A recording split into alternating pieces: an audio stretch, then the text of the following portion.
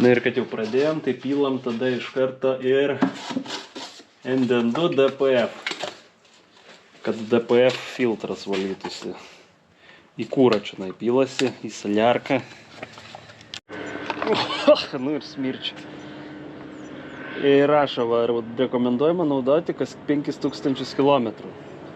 Šitą vieną į baką susipilat, 5000 km nuvažiuojat ir tada kartojat.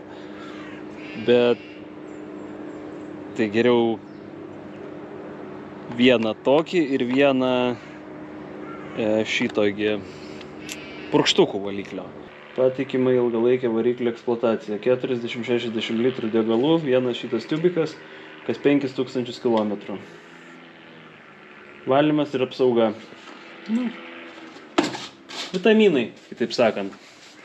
Žmonėsgi ne visi geria vitaminus, nesako, kam to reikia. Iš kotletų aš gaunu sočiai vitaminų. Aš, pavyzdžiui, negaunu iš kotletų tiek, kiek man reikia vitaminų, todėl aš juos geriu papildomai.